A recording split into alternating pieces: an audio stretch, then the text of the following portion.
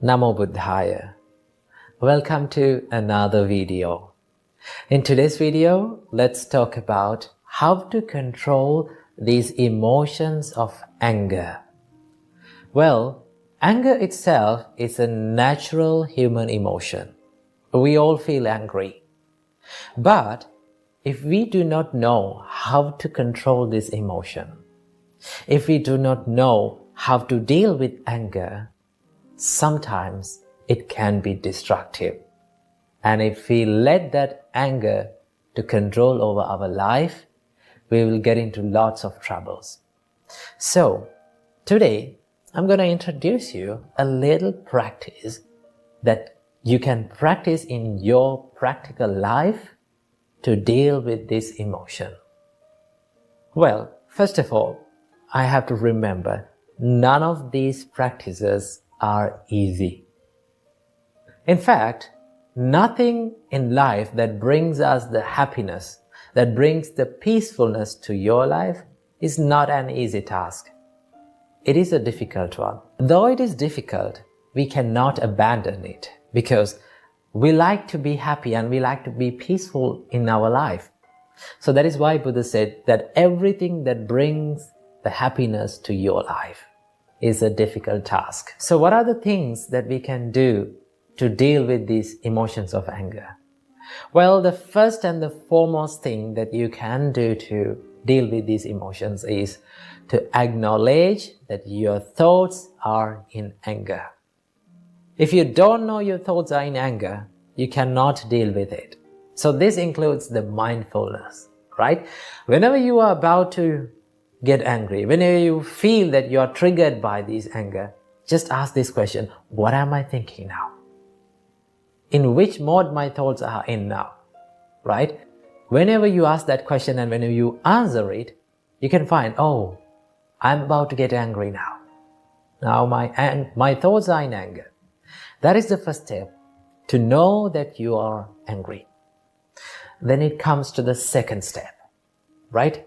So in this second step, if you look at this, if I ask a question from you, whenever you feel angry, imagine a situation that you have felt angry about something or someone, right? How your breathing pattern works. How our breathing pattern changes when we feel angry. It speeds up and we take short breaths, right?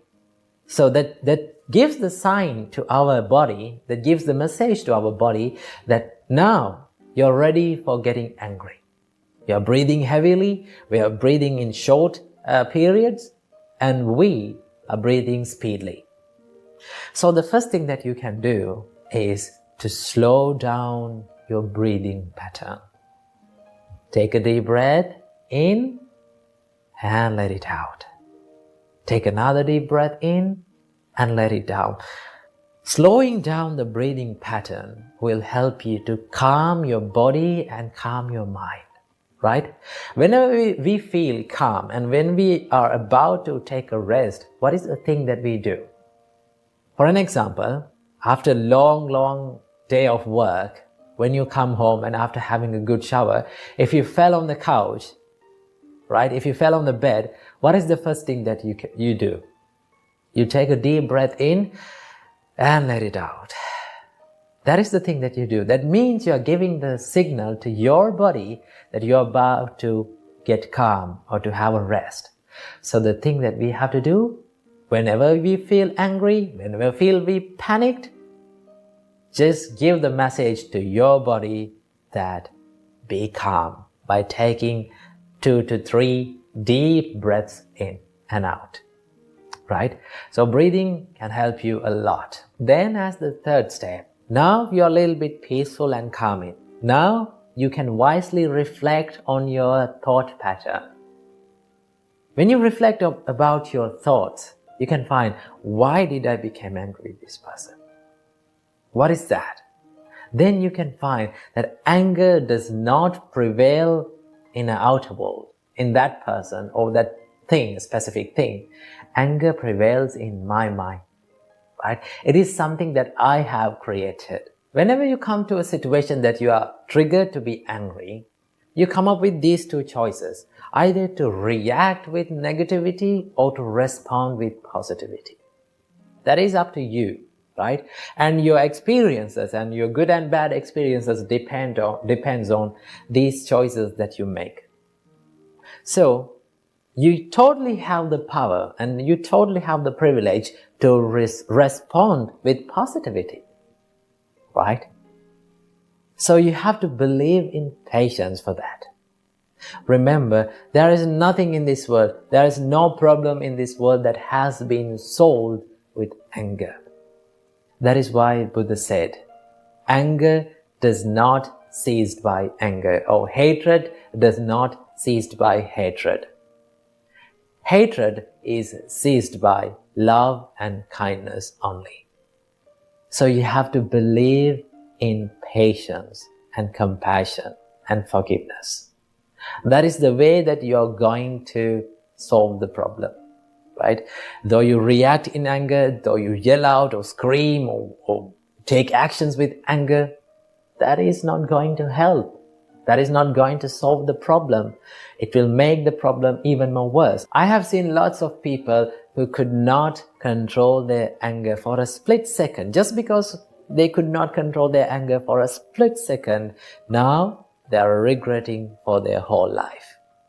So remember, anger is not going to help you. So when you believe in patience and kindness and compassion, you will have this strength to face that situation more positively.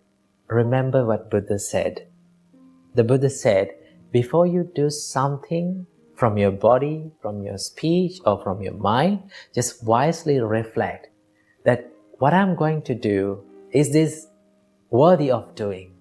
Is it bringing happiness to myself, or is it bringing happiness to others? Is it going to hurt others, or is it going to hurt myself?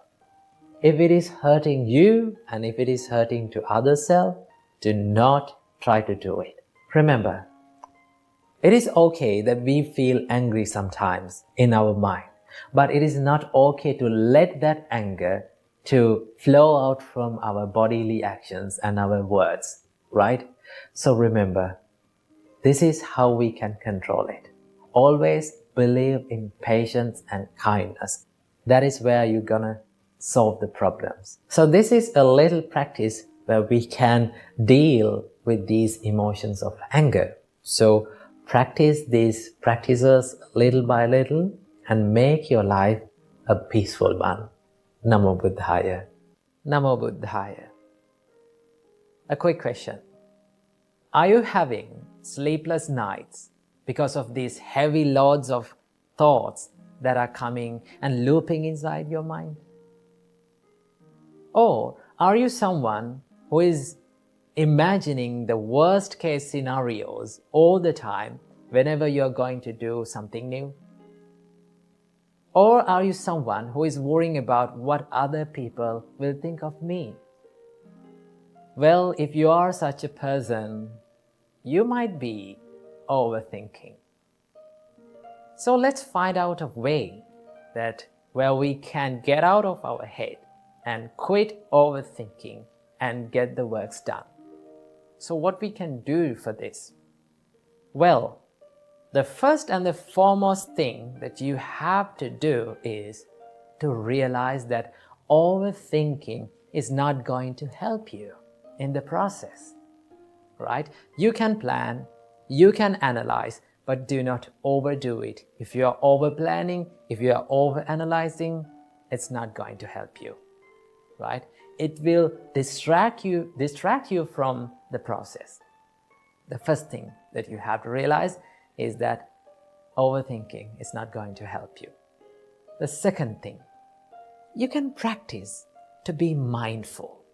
Now, this is a practice that you can do to stop overthinking, to be mindful, to practice the mindfulness. So how can we practice the mindfulness? So there are many ways that our great teacher Supreme Buddha taught us to be mindful. One of them is to be mindful about the breathing pattern, which we call anapanasati. right? When you become more mindful about this inhale and exhale, your mind instantly comes to the present moment, right? Now you're only thinking about inhale and exhale. You're being mindful about that. Now, instantly, you reduced these thousands and thousands and looping thoughts to 2 thoughts. What are those two thoughts? Inhale and exhale. So when you're thinking like that, and when you become mindful, normally, automatically, you will find the peacefulness and you will stop overthinking about these things, right? So whenever you catch yourself overthinking, what you have to do, take 3 deep breaths in and out, right? And just stay for a while by being mindful about your breathing pattern. Or you can be mindful about your body, right? You can ask from yourself that, how am I sitting now, right? What am I doing now? And you ask these things from yourself, you can answer these things like, I'm sitting now. You can recognize. When you do these things, you can be mindful. If you're mindful, your mind is in the present moment. And when your mind is in the present moment, your mind is in the peacefulness.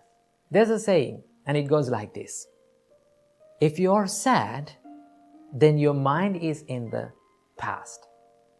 If you're anxious, your mind will be in the future. But if you are peaceful and if you are still, your mind is in the present moment. So start living in the present moment, right?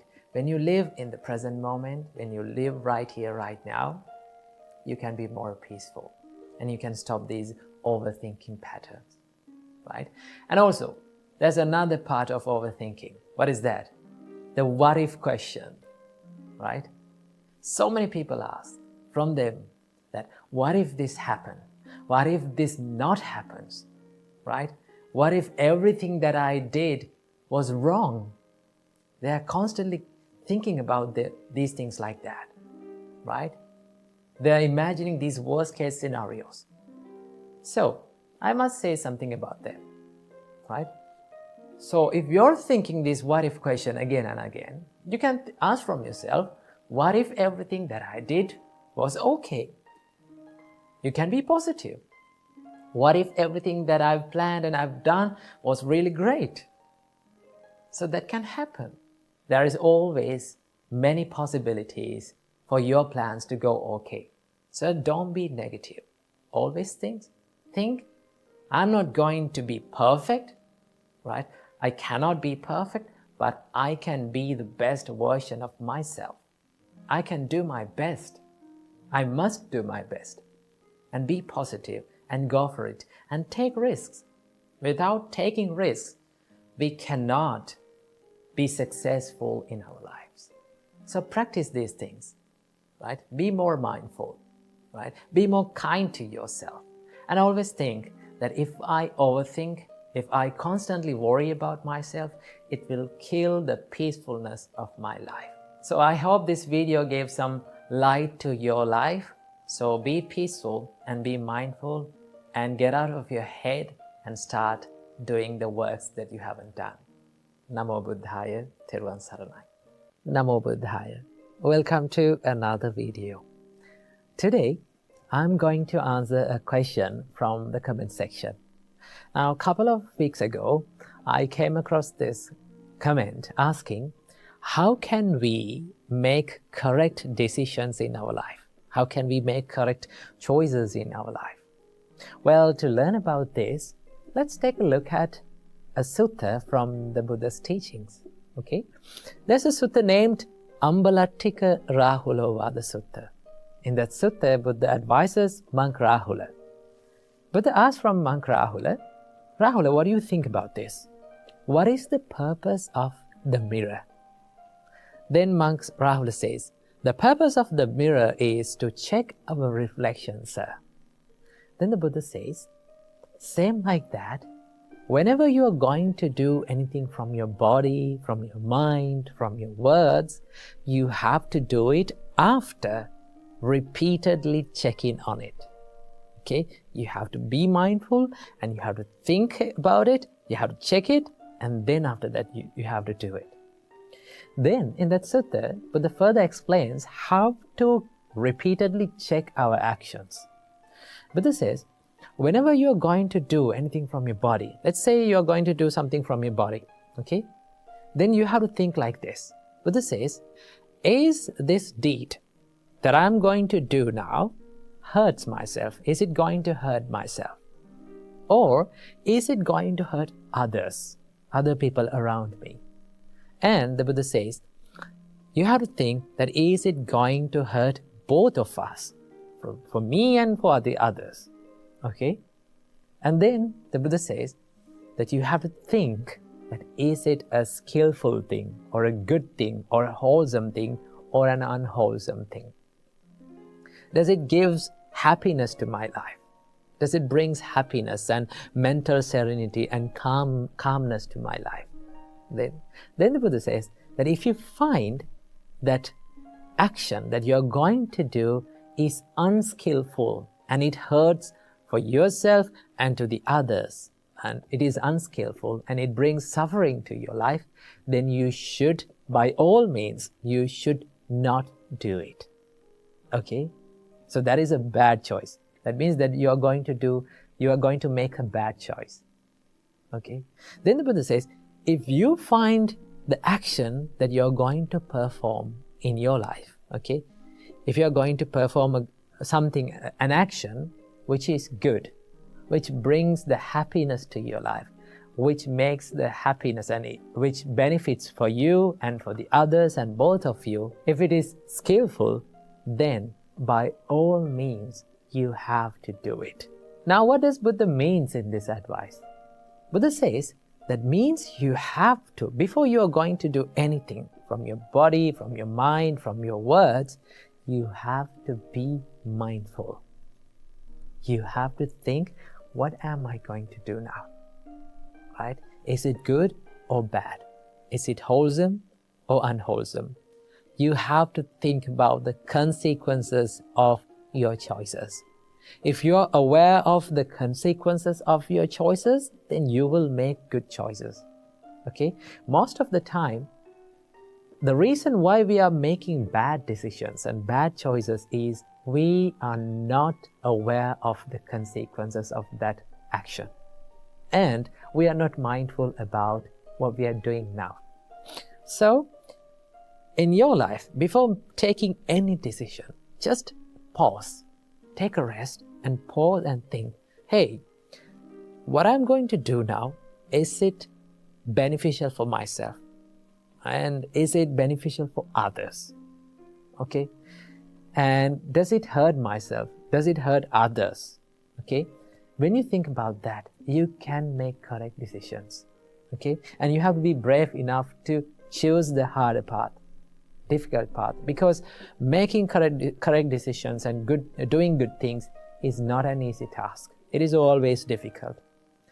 Although it is difficult, if you practice it, if you constantly do it, no matter what happens, you can bring the happiness to your life.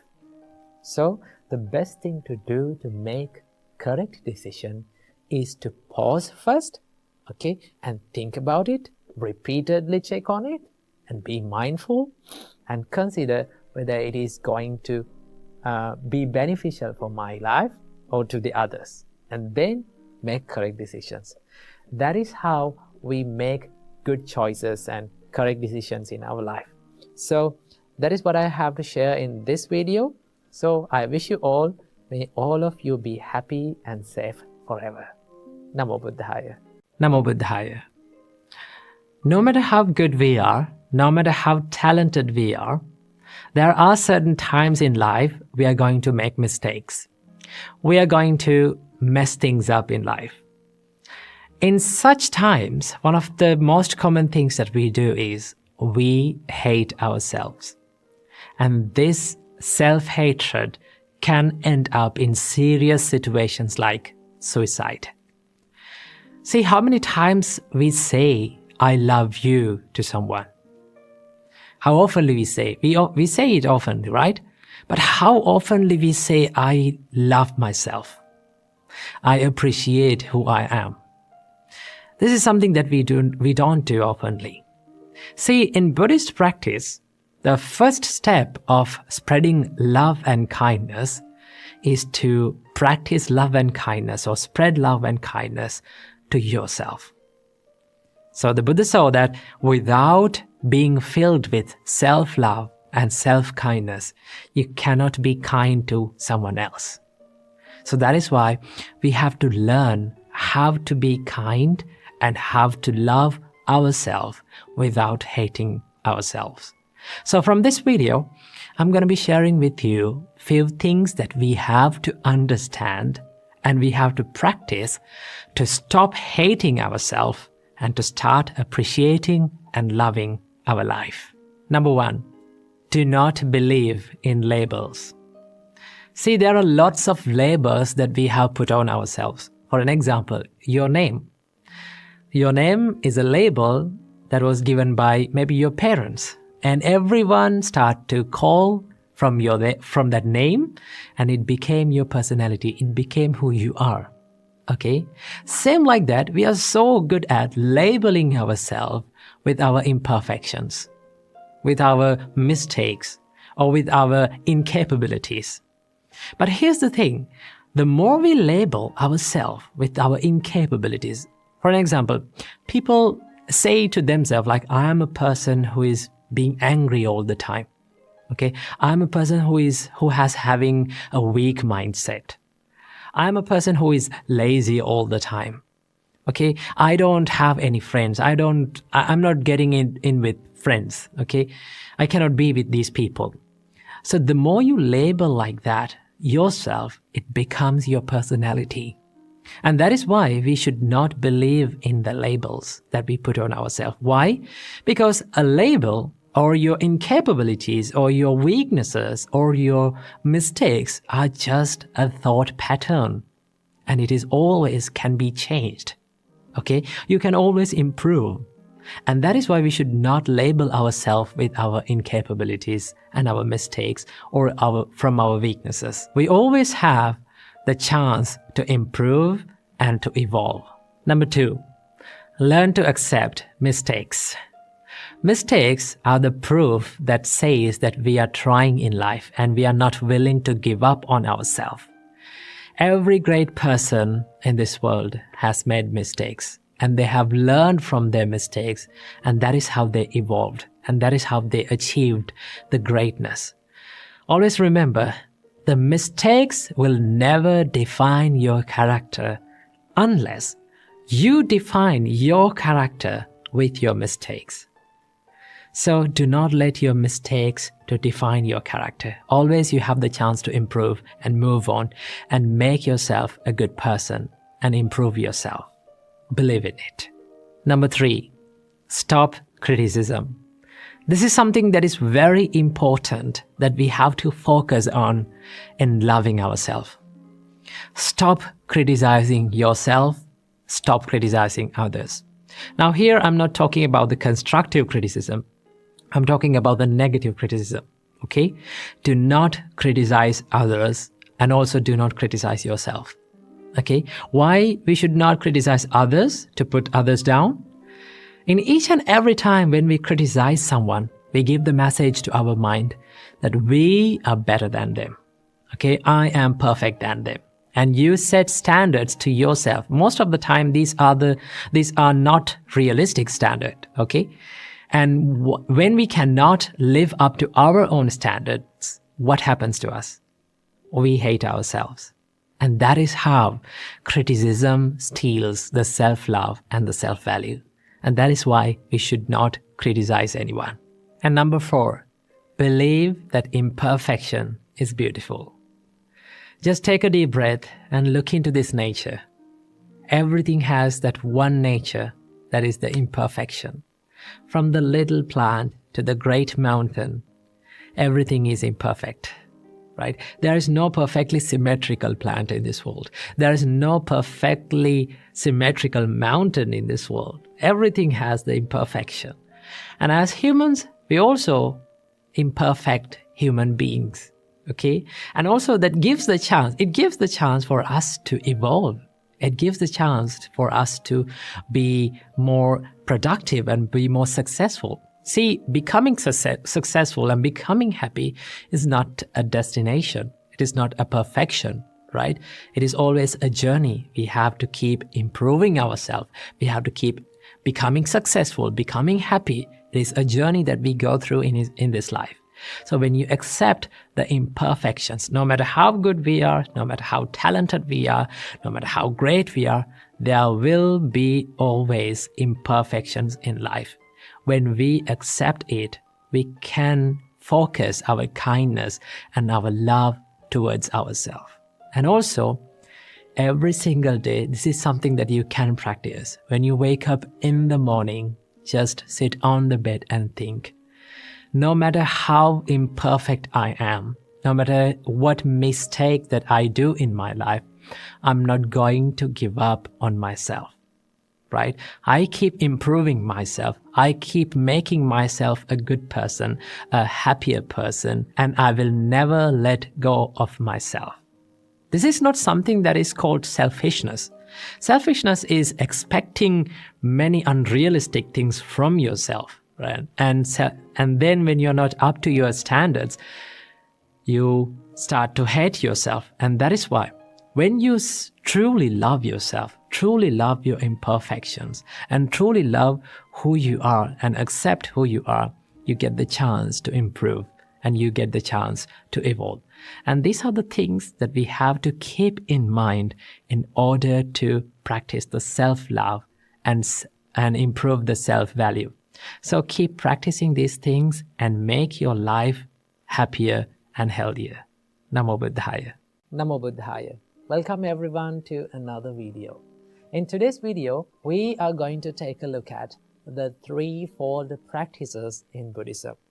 Now, no matter how the way that you are approaching the Buddha's teachings, these are the three practices that you need to practice in Buddhism. Okay? So we are going to take a look at these things. Before understanding these three practices, we have to understand why we should practice these things. Okay? What is the goal and what is the ultimate goal of Buddha's teachings? Now, the ultimate goal of all the Buddhist teachings is to liberate your mind from unsatisfactoriness. Okay? Liberate your mind from all the sufferings in life. Okay? Because the Buddha said that the life is based on unsatisfactoriness. Okay? So once you have a deeper and a wiser understanding about your life, then you can liberate your mind from all the unsatisfactorinesses in your life. Okay? So Buddha realized that to achieve this state, to enlighten your mind and to liberate your mind, you need to make some conditions and you have to practice your mind. So that is why Buddha introduced us these three practices to practice in our practical life in order to enlighten our mind. So, without any further ado, let's dive into these practices. So the first practice in Buddhism is called Sila. Now, I have discussed about Sila in an earlier video. You can watch it here. So basically, the Sila means the moral and ethical conduct. Being disciplined from your body and from your words. Okay? So once you practice this Sila, you can be disciplined from your body and from your words. Now, Buddha understood that when we are living with people, the way we behave, right, the actions that we do from our body and the words that we speak will impact the lives of other people as well as us. Okay? It will impact the life of ourselves, the way we behave and way we speak. And also, it will highly influence the others' lives too. And that is why Buddha said, purify your conduct. Do wholesome things from your body and from your words. So Sila helps you to practice the verbal and the physical conduct in a moral and a more ethical and wholesome way. Okay? So in Sila, we have precepts. Basically, for lay people like you, you have 5 precepts that you can protect. Okay, the first one is abstaining from killing beings. The Buddha says that stay away from killing beings. In that way, you become disciplined from your body. Abstaining from stealing. Do not take others' possessions without their permissions, without the permissions of themselves, with the stealing mind. Okay, once you protect that, you be disciplined from your body. And Buddha said that stay away from sexual misconduct. When you abstain from sexual misconduct, you become disciplined from your body. And the Buddha said, stay away from lying. Be disciplined from your words. Do not break the trust of others from your words. And finally, Buddha says, stay away from intoxicating your body. Okay? Do not use intoxicants and other drugs. It will lead to harmful situations and harmful consequences in your life. So basically, Buddha introduced us these 5 precepts to protect in your life. When you observe and when you protect these 5 precepts, you become disciplined from your body. Okay? So that is why Sila helps you to be disciplined, to live a disciplined life. Why we should live a disciplined life? We should live a disciplined life to stay away from regrets. Because when you look at these 5 precepts, if you engage in these things, if you kill animals, if you steal others' possessions, if you commit sexual misconduct, if you lie, and if you intoxicate yourself, what will happen? There will be a lot of regrets in your life. And also there will be things that you have to worry about. That is why Buddha says, stay away from these 5 things and you will live a regretless life. Okay? So that is the first practice. Moving on to the second practice, we have samadhi. Now, samadhi can be translated as concentration or mental peacefulness inside your mind. Now, remember, this samadhi is supported by the first practice that is called the sila. The Buddha said, when you practice sila or when you live a moral and ethical life, what will happen? You will have less regrets in your mind. You will have no regrets in your mind. Once you have no regrets in your mind, what will happen? It will lead to the mental happiness. Because most of the people, they worry about the things that they have done in the past. Okay? Unwholesome things that they have done in the past. But once you live according to the precepts, once you live a virtuous life, then you can be happy about yourself. And also, your mind will be in a good and a happy state. That is why this samadhi is supported by the sila. Now, why we need samadhi? Now, we need samadhi to think clearly. Because you know that when your mind is busy, when your mind is scattered, and when it runs here and there, it is very difficult to think clearly. Now, Buddha considered that thinking clearly and thinking freely is a great benefit to understand the reality of your life. And that is why we need to practice samadhi. For practicing samadhi, Buddha introduced many meditations. So one type of meditation is called samatha meditation. Samatha meditations helps you to condense your mind and find that peacefulness inside your mind. Okay? It includes loving kindness meditations, breathing meditations, mindfulness meditations.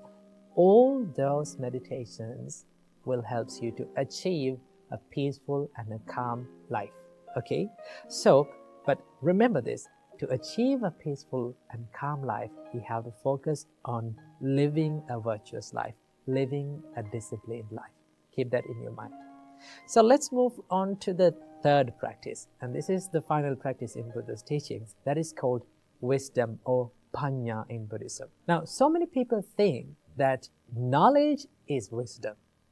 Always remember, knowledge is a part of wisdom, but it is not the wisdom. Now, Buddha explains that you must achieve wisdom from 3 means, from 3 types of wisdoms.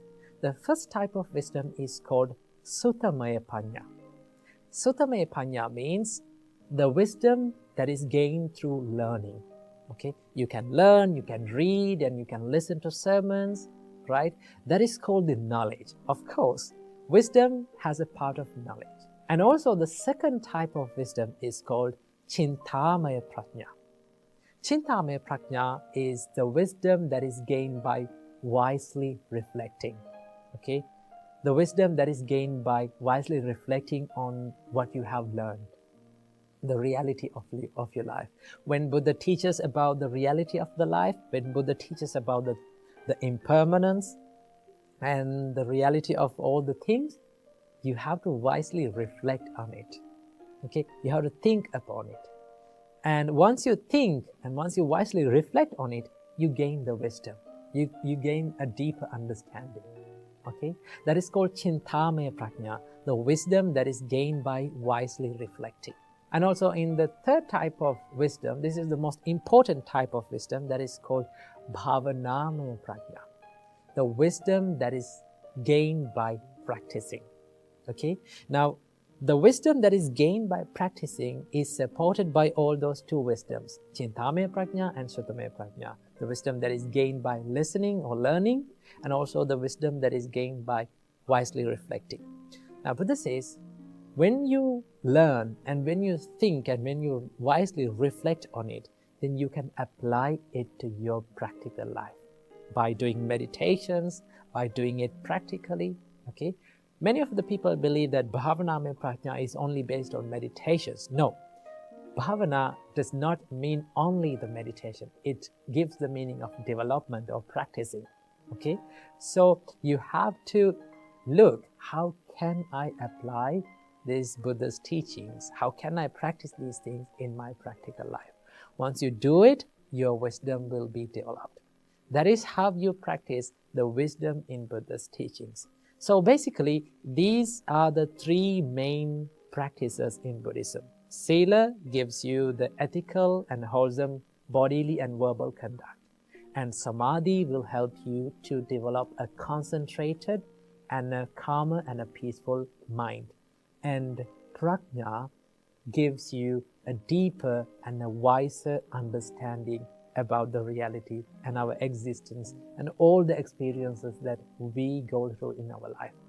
Once you practice these three practices, you will be directed. Your life will be focused on liberation. Your mind will be well prepared for the liberation and to a deeper understanding about the life. So, these are the three practices that we practice in Buddhism. Try to practice these things and try to apply it to your practical life. Wish you all happy and a peaceful life. Namo Buddhaya.